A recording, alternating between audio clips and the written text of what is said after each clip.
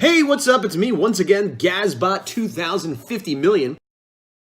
And I'm here to show you some more of my Marcher robots. I'm doing a new robot every day as per the challenge, or as per the version of the challenge I choose to do.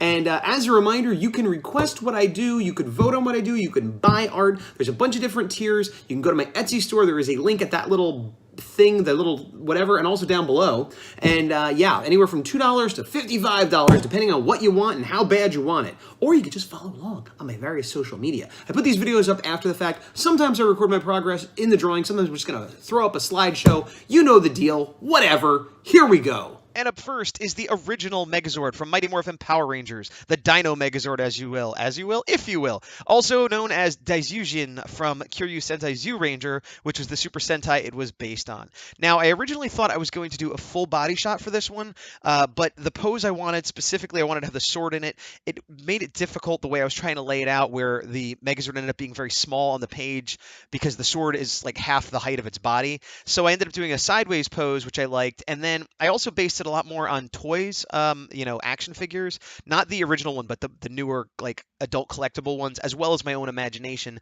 to make it look more like a articulated robot that is capable of dynamic posing versus a person in a rubber suit with cardboard and fiberglass and whatever else. Because honestly, it looks kind of chunky and dumpy and doesn't have a great range of motion. So this is sort of not a perfected, not a perfected. It's not perfect. It's sort of an idealized version of it. It's the version you might actually see if that world existed. Also, in regards to the color, it is a sort of monochrome blue shaded black and white, which I did not originally intend. I was going to go full color, but I wanted to have a heavy shadow and a heavy highlight because of the lightning coming off the sword.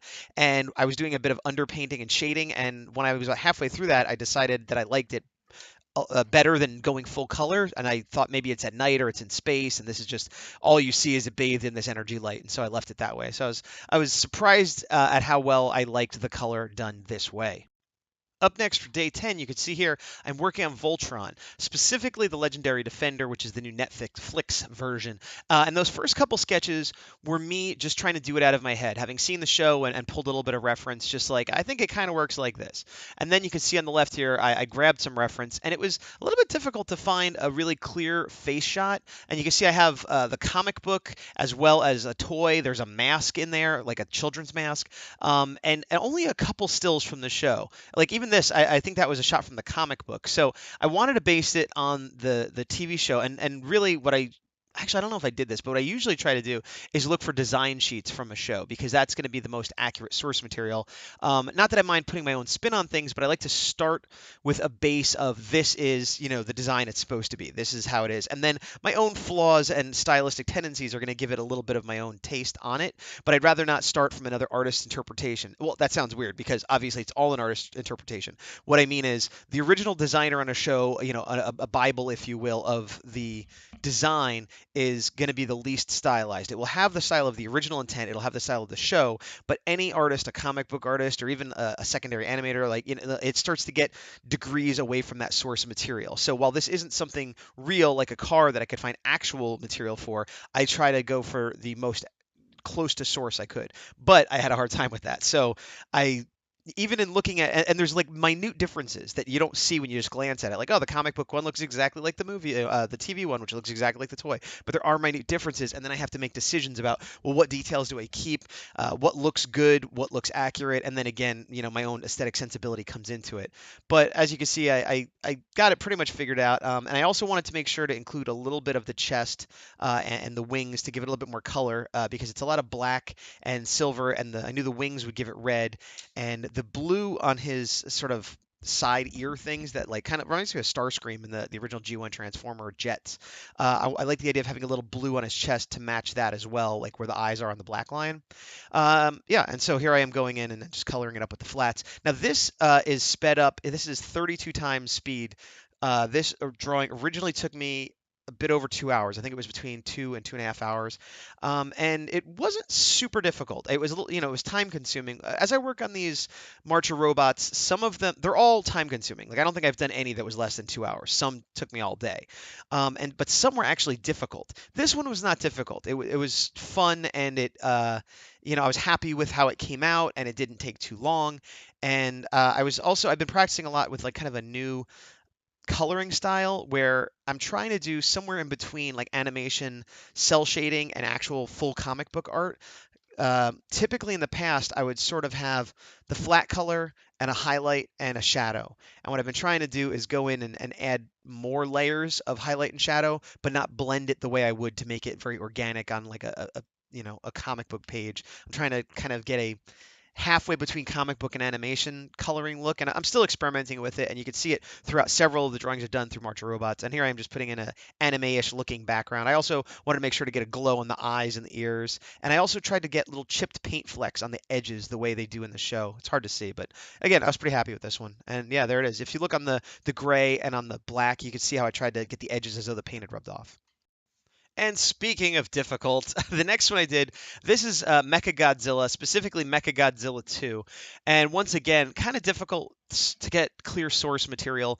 A lot of kaiju and live action monsters and robots, especially from older movies. I find it's easier to get the toys and use those as reference. But even still, it's difficult because the vinyls that are 12 inches are going to have different detail than the die cast that are going to have different detail.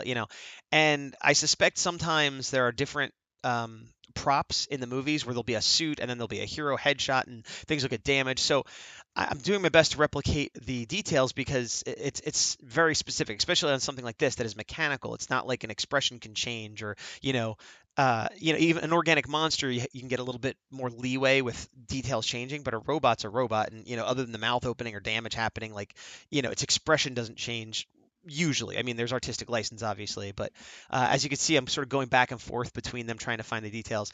And this is also, I'm doing this at 8 by 8, which is the size, it's a square size that I've done most of my Godzilla headshots.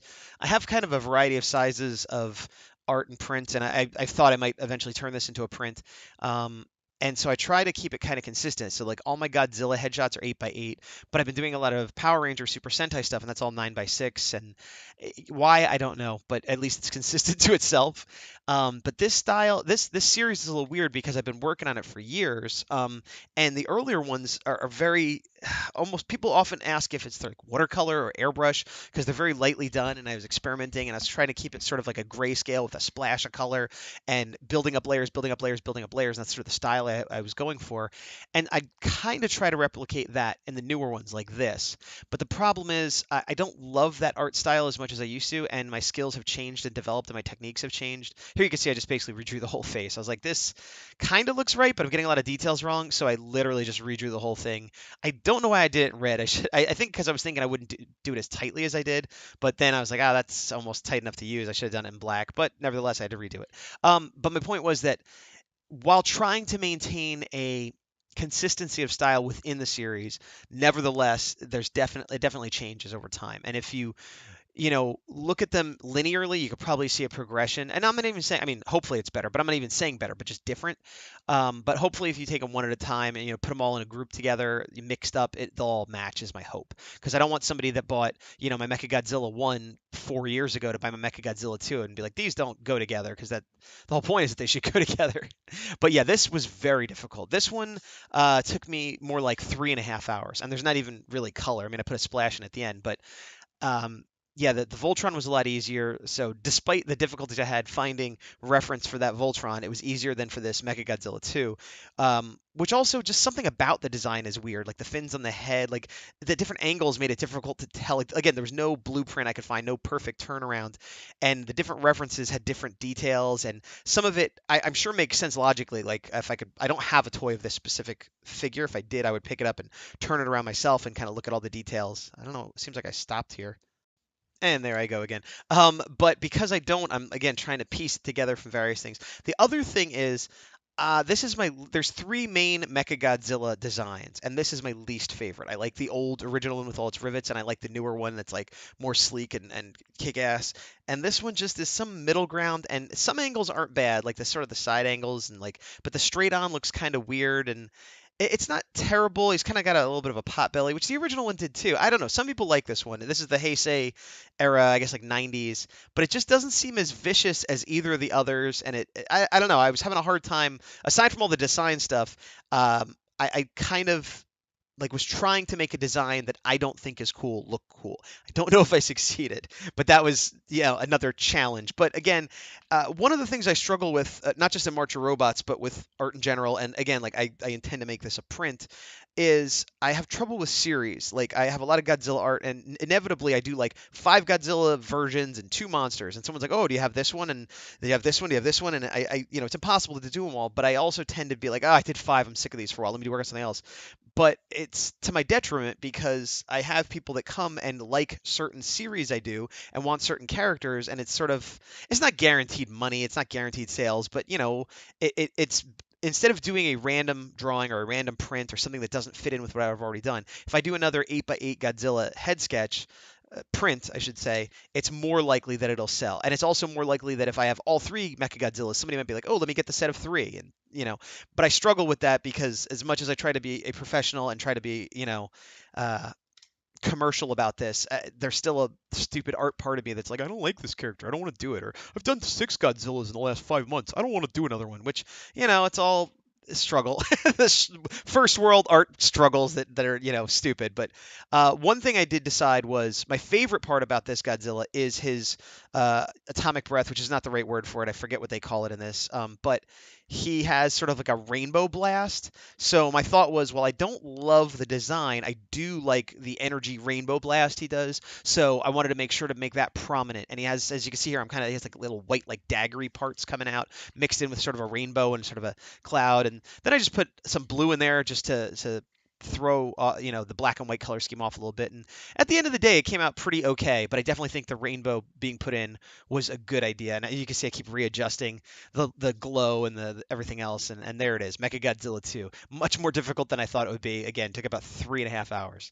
Up next was Beemo from Adventure Time. Now this was a commission, and again, you can commission me to do my March of Robots at reduced rates. There's a link on the bottom of my Etsy store, and you can see the little thing that pops up, the little information thing. Anywhere you could vote for $2 to $5, and you could actually outright buy them between $6 and $55. This was a $20 purchase, and what that is, $20 gets you a digital full body with potentially some background elements. Now, this one had huge background elements. They don't always, but the person who requested it wanted Beemo, and I always think of Beemo in the scene where they're talking in the mirror and hanging out in the bathroom, and it's sort of bittersweet and sad and weird.